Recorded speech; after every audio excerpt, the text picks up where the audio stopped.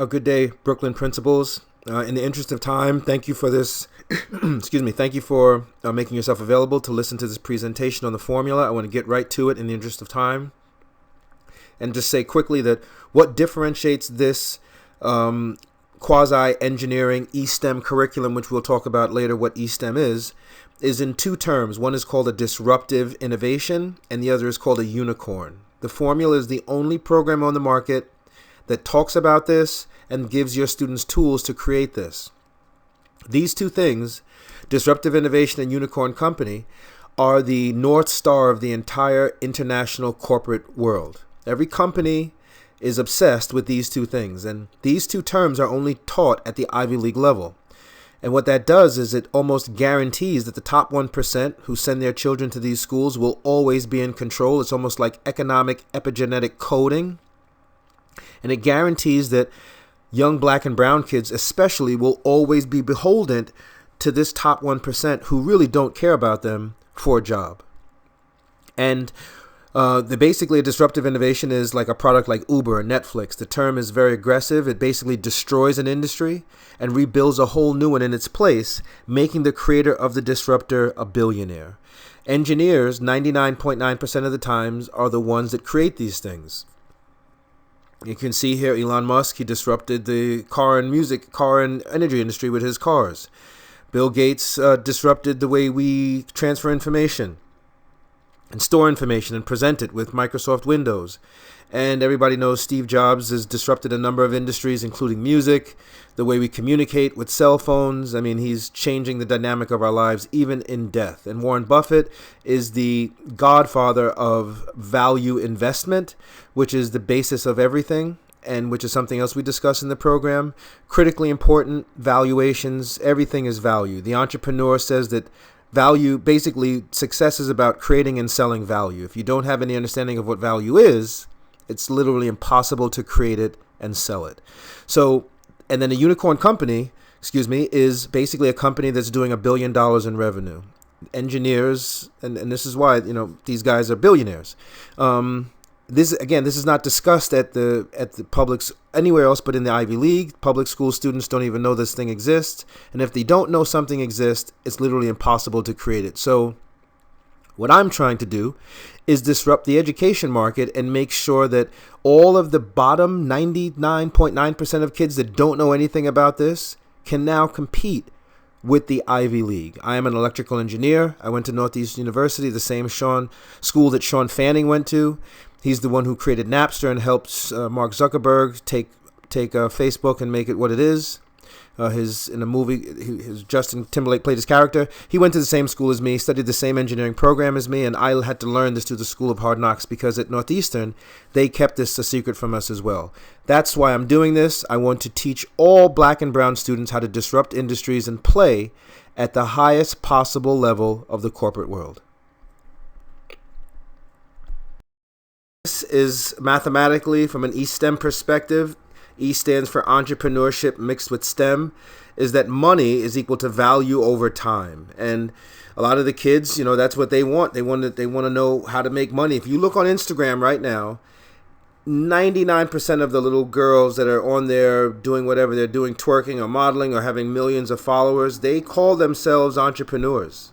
That's what young black and brown kids aspire to be. Rap music and athletes have turned the term CEO and entrepreneur into an aspirational vocation for most young black and brown children. They realize that they're not going to necessarily be accepted in the corporate world, and that's what they want. So giving this to your students is exactly what they want. And there's a whole adage in business that says, if you want anyone to do anything for you, which is stay in school, apply yourself, you have to show them that doing what you want them to do is going to get them what they want in life. It's a very simple covenant. And it's Dale Carnegie's the godfather of all self-help books, and that's what we're doing. So that's why we call this a money machine, because that's what the kids want. Little do they know that we're really turning them into engineers and giving them all these other soft skills, salespeople who can, disrupt and create jobs and industries and be CEOs and create businesses and add value to society using their education. And but to do that, the first thing they need to know is, show me the money, and that's what we intend to do. Again, I want to quickly reiterate, this is our main differentiator, the explanation of what a disruptive innovation is, as well as a unicorn company and how to create them. These two things are these two business phenomena, and especially in the world of technology, are the North Star of the entire corporate world. And if your students can create these two things, they're able to make, millions of dollars. Really, the sky's the limit. These two phenomena are what billionaires are made of. Quickly, these are the 4 instruments that we're going to use and teach the students how to make the unicorn company and the disruptive innovation. These are authentic engineering instruments. I created them. They are part engineering, part sales and marketing. All companies are made of only 2 parts, is our thesis.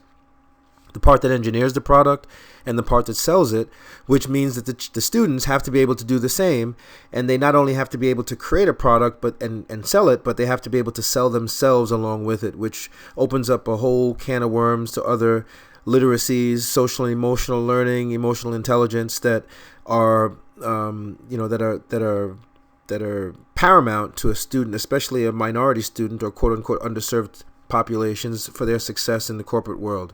More about emotional intelligence than even the content. The other thing that you should note is that every form of engineering has a derivative or a flavor of these instruments. To the upper left-hand corner is called a value meter, which we talked about, incredibly important, and it also represents unit of measure. So in every engineering field, that's part of the competencies that you have to learn. You have to be able to quantify things, because if you create some amazing product that nobody's ever seen before, you have to be the one to tell them how much it costs and why it's valued that way. And understanding what value is will give you the ability to do that, as well as defend yourself, your valuations, your company. Nobody can tell you that they're going to pay you $5 an hour, because you can say, no, my value to the company is exponentially greater than that. And, that's very important. Up to the upper left-hand corner is called a model. It's essentially a business model, but it's a lot more than that. It's basically, as you'll see, the ingredients of a successful financial transaction or a company or a country, and based on the elements of that formula, which you'll see in a moment, dictate the value of each element, dictates how fast this machine, or this money machine as we call it, spins around and produces capital. In the middle, the formula is basically just a linear mathematical equation, and you can see the little V's there in front of the I, the C, and the R. Those are the elements of the formula. It's basically a speedometer for how fast, and tracking the rate of speed. Walking students into the notion of calculus. That's what calculus is all about, speed.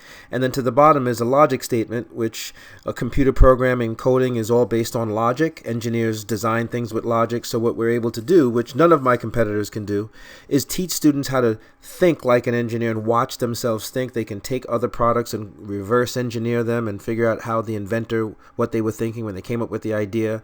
We've transcribed, almost like a nursery rhyme, the thought process of innovation, which is, that's just a monstrous thing right there. If your students can just sing jingles and come up with new ideas for new disruptive innovations, that's a very dangerous group of young people, and that's what we train students to do. Mind you, I was given these engineering instruments at Northeastern. They purposefully gave them to me, but purposefully didn't tell me how to use them to create the disrupt in the unicorn. I had to figure it out on my own once I got into the corporate world, and this is what's happening. It's a secret. The last thing the top 1% want is for your students to start disrupting industries and speculating on valuation and get into that game, create competition, and bring their profit margins down, because competition means lower prices, and who wants a bunch of black and brown kids walking around creating billion-dollar companies? Nobody, not in America, okay? So these are the 4 engineering tools, and your students will be able to move on into another engineering discipline, whether electrical or mechanical, and they'll be able to say, whoa, we already did this.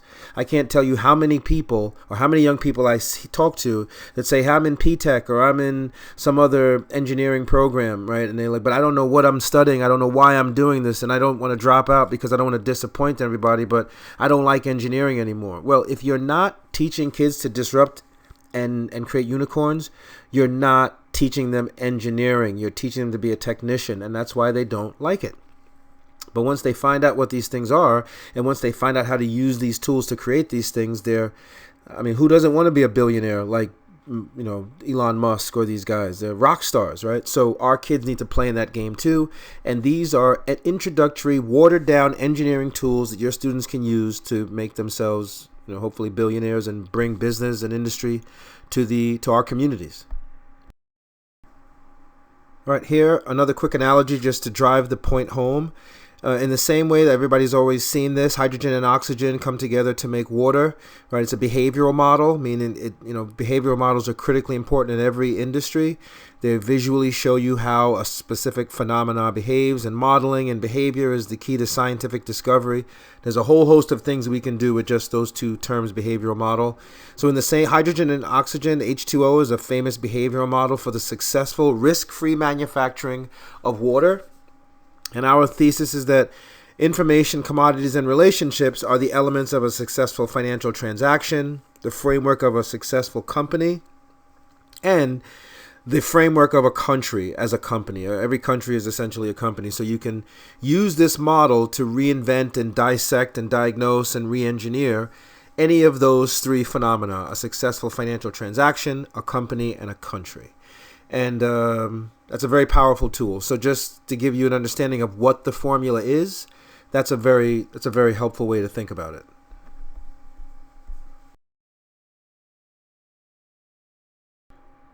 These two shows I use to describe what the formula is. The top one is called Silicon Valley. It's a show about engineers out west in a place called Silicon Valley, where they have these things called incubators. Incubators are basically companies that take care of a small startup tech company like a mother's womb and raise it till it gets to the IPO process, until it gets angel investing. And this show talks about that process and all these engineers living in a house and coming up with ideas and working on it and trying to sell it and get funding. So it walks through that process, and it's also at the bottom a very popular reality show, and everybody's seen that, Shark Tank. The formula is basically the Shark Tank, just encapsulated in a very simple mathematical formula. So the lesson plans that the students will go through will simulate a lot of what goes on in these shows. So quickly, the program is labeled eSTEM, where the E stands for entrepreneurship, science, technology, engineering, and math, which I know you, ladies and gentlemen, already understand. And the goal is for students to be able to create companies and take them to the IPO level, to be able to invent new technology and own it, patent it, like George Washington Carver. Although he didn't patent it, God knows what his company would be worth now if he did. And then to have a financial literacy perspective on, the IPO process, which is something we'll talk about later, the initial public offering. That's what all technologies want to do, is they want to take their companies public. And the C-suite level employees, which is the CEO, Chief Marketing Officer, Chief Financial Officer. So to create tech, to get to the IPO level, and to understand using valuations, and then to become the C-level employee in your company is the things that your students, the Ivy League mentality that your students would walk away with if we were so fortunate to work with you. And the E stands for entrepreneurship, as I said before. So we're wrapping technology in the notion of being able to create it and sell value, right? Create technology, and we have to get our kids involved in the innovation and creation and ownership of technology, because technology is a bellwether for the economy. It tells when the economy is sick or not. It moves society forward. Our kids need to be able to play and own technology moving into the next millennium. And that's the goal of eSTEM. Mrs. Karen Watts, who's a superintendent, and I'm sure all of you ladies and gentlemen are familiar with, she has been dying to get eSTEM in her district for quite a while. Her son is an engineer, so she understands this, and she knows that this is the cutting edge of STEM, not just to tinker with it, but to create it and own it. This is the top of the food chain. And for black and brown kids, I believe that this is a civil right, because the technology industry is very racist. Very, very, very, very, very racist. And our kids are not involved at the ownership level of the tech sector, which is a very bad thing. Very bad thing. So eSTEM is designed to right that wrong, and we are the only provider of eSTEM that I know of. I mean, it's only being taught in a very small amount of places. Most of our competition don't even know that there's a thing called a disruptive innovation. They don't know how to use logic statements. They're not engineering, but even by a stretch. Not even what's the one that everybody has? I'll remember in a second. But there's a program, an engineering program that everybody has, and everybody, I have Project Lead the Way, right? Project Lead the Way is not, it's not an engineering program. That shows you that's not showing you engineering strategies, yes, but it's not focusing on creating it and teaching you the tools that are used to create it. That's what we do. That's our positioning. And you can call Project Lead the Way, your sales rep if you have one, and just ask them, do you know what a disruptive innovation is and a unicorn company? And if they say no, well, then you know right there that I'm not lying, because they're not supposed to tell that. The corporations don't want them to be telling students how to disrupt industries and become billionaires and create competition for them. They want employees that they can fire and cannibalize their innovations and take it and own it and become billionaires. They don't want competition. As I'm telling you, I worked for these CEOs. I was a salesperson. I would go in and consult with them, and the last thing they want is more competition. All right, CEOs are interested in three things: overhead, competition, and more market share. They don't like competition. They want to keep their overhead low, and they want more market share. They don't want more competition. So that's why this is not being taught in the public school level and only at the Ivy League level. It's by design. The slide that explains how the formula is in line with the next generation science teaching standards. And if you look here, you can see that, develop and use models. We do that. Obtain, evaluate, and communicate information. We do that at the bottom. Use math to describe and support scientific conclusion and design solutions. We absolutely do that. There's also something, develop scientific knowledge via logic and conceptual connection. We have our own logic statement. So this formula, which is, and a lot of schools are having difficulty or had difficulty implementing the next generation science teaching standards, because the science teaching standards are basically design engineering, and I'm an engineer. That's all I know. So it was almost inevitable that anything I was going to create was going to be in line with these standards, because that's all I know. I'm an engineer and a salesperson. And that's what this is.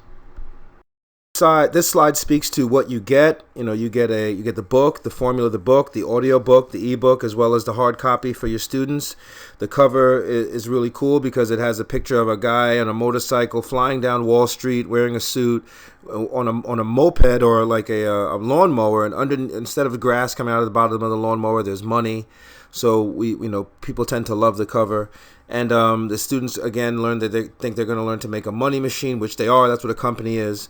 So you get the book, you get the 250 lesson plans, and it's, there's a full year or full 6 months worth of lesson plans, and we're going to stay with your teachers and train them over the course of the year. We're going to support them throughout the course of the year, either myself or another engineer that I have, or another math teacher that has knowledge of the curriculum, how to apply it. And that's the professional development. That's what your school gets. We stay with you, and we make sure that that your teachers over time become experts teaching this, whether they're an engineer or not. We will stay with them, and we will build capacity in your school so that after a few years, you don't need us anymore, and you can train other teachers, and then you can have your whole school with this Ivy League disruptive mentality. Curriculum and the lesson plans that we give you as a teacher's guide with all the lesson plans written out. It follows the book, and these are the modules for the different lesson plans, and again, they follow the book. So this is all you'd get, and this is how it sort of maps, or the scope and sequence of it.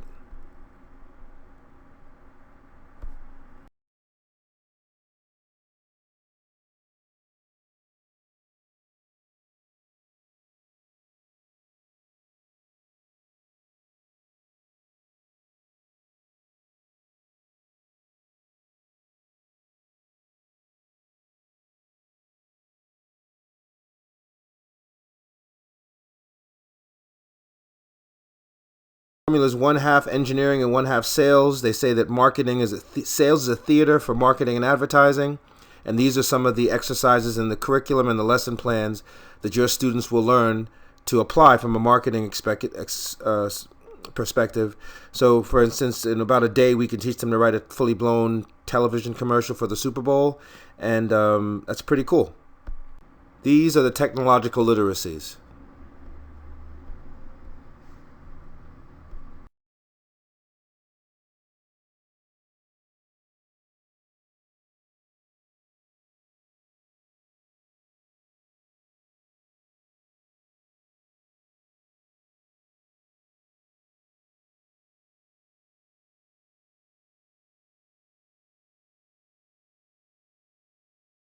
These are the different ways that you can layer it into your school. So if you want to know how do you install it in your school, where do you put it, these are some ideas that have worked well in the past. This is a list of all the STEM literacies that your students will walk away from by the end of the year, if they fully learn the formula and if the teachers walk them through all the content, because it is a lot, and this is what they walk away with.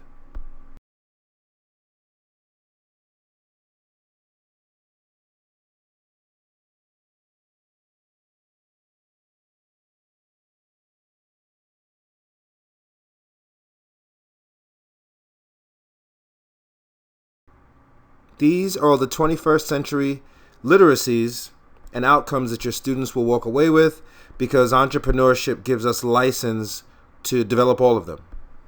Quickly, I like to show people this slide because people say, hey, these black and brown kids can't learn this. This is above their head. And I just like to show people this slide to show them how easily we can how we can turn it into almost like a math picture book. How we can give them an understanding of time, and charting is a very big part of life in the corporate world, whether you're in marketing and advertising or finance, financial literacy. And this is how we introduce the kids to charting. It's a whole language in itself, and if you can't speak it, you can't speak at the highest levels of economic power. And our kids can. Your kids will. All right, so there are these business plan writing competitions that take place all across the country. Every kid in our class should compete and be able to win. I've had kids come up with amazing ideas like virtual reality video games and putting iPads and dashboards of cars, which is what Tesla is basically doing. So the kids create what's called next generation technology, and next generation technology is technology that's 5 to 10 years into the future, and your kids will be able to do that.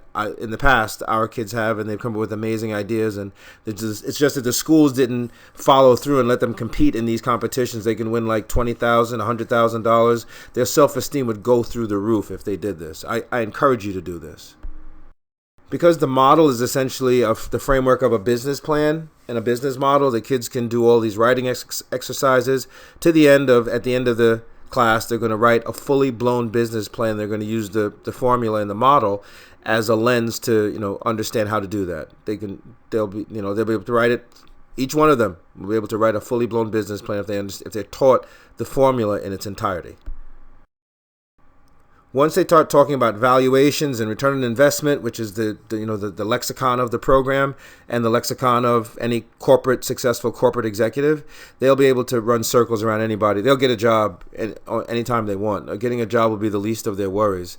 If they go on an interview and they don't get a job, it's because the employer is probably terrified of them and thinks that they're going to take his job.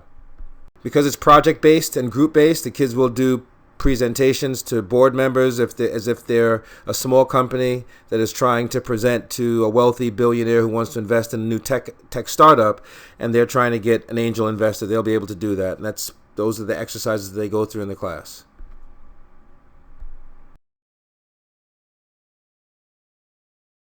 Most schools today, golf is a graduation requirement. We've taken the kids to play golf. We took them to Bethpage Golf Course, which is one of the most prestigious golf courses in Long Island, New York. This was the first school district that ever hired me.